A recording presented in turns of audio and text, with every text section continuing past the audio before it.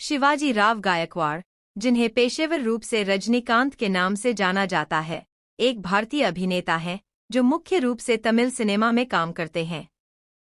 5 दशकों से अधिक के करियर में उन्होंने 169 फिल्में की हैं, जिनमें तमिल, हिंदी, तेलुगु, कन्नड़, बंगाली और मलयालम फिल्में शामिल हैं।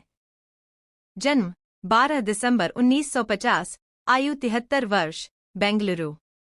स्पाउस लता रजनीकांत, एम 1981। बच्चे ऐश्वर्या रजनीकांत, सौंदर्या रजनीकांत। पूरा नाम शिवाजी राव गायकवाड़। पोते पोतिया यत्र राजा, वीर रजनीकांत वनंगमुडी। रजनीकांत नेटवर्थ 430 रुपए करोड़। प्रारंभिक जीवन और पृष्ठभूमि। रजनीकांत का जन्म शिवाजी राव गायकवाड़ के रूप में 12 दिसंबर 1950 को बेंगलोर, मैसूर राज्य, वर्तमान कर्नाटक, में एक मराठी हिंदू परिवार में हुआ था। उनकी मां एक गृहिणी थी और उनके पिता रामोजी राव गायकवाड़ एक पुलिस कांस्टेबल थे। उनके पूर्वज मावड़ी कड़ेपत्थर, पुणे, महाराष्ट्र से थे। वह 2 बड़े भाइयों, सत्यनारायण राव और नागेश्वर राव, और एक बहन, अश्वथ बालूभाई, वाले परिवार में 4 भाई बहनों में सबसे छोटे हैं। 1956 में अपने पिता के काम से सेवानिवृत्त होने के बाद परिवार बेंगलोर के हनुमंत नगर के उपनगर में चला गया और वहां एक घर बनाया। उन्होंने 9 साल की उम्र में अपनी मां को खो दिया। रजनीकांत की प्रारंभिक शिक्षा बेंगलुरु के गविपुरम सरकारी कन्नड़ मॉडल प्राइमरी स्कूल में हुई थी। एक बच्चे के रूप में वह क्रिकेट, फुटबॉल और बास्केटबॉल में बड़ी रुचि के साथ अध्ययनशील और शरारती थे। इस दौरान उनके भाई ने उन्हें रामकृष्ण मठ में दाखिला दिलाया, जो रामकृष्ण मिशन द्वारा स्थापित एक हिंदू मठ था। मठ में उन्हें वेद, परंपरा और इतिहास पढ़ाया गया, जिसने अंततः उनमें आध्यात्मिकता की भावना पैदा की। आध्यात्मिक पाठों के अलावा उन्होंने मठ में नाटकों में अभिनय करना भी शुरू किया। रंगमंच के प्रति उनकी आकांक्षा मठ में बढ़ी और एक बार उन्हें हिंदू महाकाव्य महाभारत से एकलव्य के दोस्त की भूमिका निभाने का अवसर दिया गया। नाटक में उनके प्रदर्शन को कन्नड़ कवि DR बेंद्रे से प्रशंसा मिली। 6ठी कक्षा के बाद रजनीकांत को आचार्य पाठशाला पब्लिक स्कूल में दाखिला दिलाया गया। अपनी स्कूली शिक्षा पूरी करने के बाद रजनीकांत ने एक कुली सहित कई नौकरियां की, इससे पहले कि उन्हें बेंगलोर परिवहन सेवा में बस कंडक्टर की नौकरी मिल गई। कन्नड़ नाटककार टोपी मुनियप्पा ने उन्हें अपने एक पौराणिक नाटक में अभिनय करने का मौका दिया। उसके बाद उन्होंने नाटकों में भाग लेना जारी रखा। उन्होंने एक विज्ञापन देखने के बाद नवगठित मद्रास फिल्म संस्थान में अभिनय का कोर्स करने का फैसला किया। हालांकि उनका परिवार संस्थान में शामिल होने के उनके फैसले का पूरी तरह से समर्थन नहीं कर रहा था, उनके दोस्त और सहकर्मी राज बहादुर ने उन्हें संस्थान में शामिल होने के लिए प्रेरित किया और इस चरण के दौरान उन्हें आर्थिक रूप से समर्थन दिया। संस्थान में रहने के दौरान उन पर तमिल फिल्म निर्देशक के बालचंदर की नजर पड़ी। निर्देशक ने उन्हें तमिल बोलना सीखने की सलाह दी, एक सिफारिश जिसका रजनीकांत ने तुरंत पालन किया। हालांकि वह भाषा पढ़ सकते हैं, लेकिन वे इसमें लिख नहीं सकते। अभिनय कैरियर 1974 से 1977 प्रारंभिक कैरियर। रजनीकांत ने अपने फिल्मी करियर की शुरुआत के बालचंदर द्वारा निर्देशित तमिल फिल्म अपूर्व रागंगल 1975 से की थी।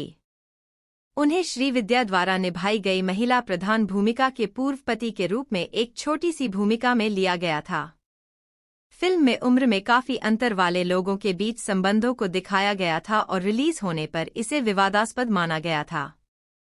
हालांकि इसे आलोचकों की प्रशंसा मिली और इसने 1976 में 23वें राष्ट्रीय फिल्म पुरस्कारों में सर्वश्रेष्ठ तमिल फीचर के लिए पुरस्कार सहित 3 राष्ट्रीय फिल्म पुरस्कार जीते। द हिंदू की एक समीक्षा में कहा गया है कि नवागंतुक रजनीकांत प्रतिष्ठित और प्रभावशाली हैं। उनकी अगली रिलीज पुट्टना कनागल की कन्नड़ एंथोलॉजी फिल्म कथा संगमा 1976। बालाचंदर ने उन्हें अपनी तमिल फिल्म अवल ओरू थोदर कथाई 1974 की तेलुगु रीमेक एंथलेनी कथा 1976 में एक महत्वपूर्ण भूमिका में लिया। मूंदरू मुदिचु में उन्हें एक प्रमुख भूमिका में दिखाने वाली पहली तमिल फिल्म, उन्होंने एक ऐसा किरदार निभाया जो अपने दोस्त के झील में दुर्घटनावश डूब जाने पर खुशी से नाव चलाता है, केवल अपनी पूर्व प्रेमिका से शादी करने की इच्छा पूरी करने के लिए। फिल्म में सिगरेट फ्लिप करने की उनकी शैली ने उन्हें दर्शकों के बीच लोकप्रिय बना दिया। वर्ष की उनकी अंतिम रिलीज बालू जेनू में उन्हें मुख्य प्रतिपक्षी के रूप में लिया गया, जो महिला प्रधान को परेशान करता है।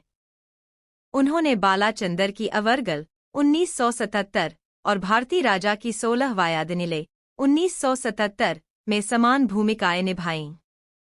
उसी वर्ष उन्होंने तेलुगु फिल्म चिलकम्मा चेप्पिंडी 1977 में मुख्य अभिनेता के रूप में अपनी पहली उपस्थिति दर्ज की, जिसने उन्हें सर्वश्रेष्ठ अभिनेता तेलुगु के लिए फिल्म फेयर पुरस्कार के लिए अपना एकमात्र नामांकन दिलाया। एसपी मुथुरमन ने भुवना ओरू केल्वीकुरी 1977 में एक सकारात्मक भूमिका में रजनीकांत का प्रयोग किया। फिल्म की सफलता ने 1990 के दशक तक दोनों को 24 और फिल्मों में साथ ला दिया। रजनीकांत ने वर्ष के दौरान रिलीज हुई अधिकांश फिल्मों में सहायक और खलनायक की भूमिकाएं निभाईं। गायत्री में उन्हें एक पोर्नोग्राफर के रूप में लिया गया था, जो अपनी पत्नी के साथ अपने संबंधों को उसकी जानकारी के बिना गुप्त रूप से फिल्माता है, और गलेटे संसार में उन्होंने एक विवाहित व्यक्ति की भूमिका निभाई जिसका एक कैबरे डांसर के साथ संबंध विकसित हो जाता है। वर्ष के दौरान उनकी 15 फिल्में रिलीज हुईं। व्यक्तिगत जीवन।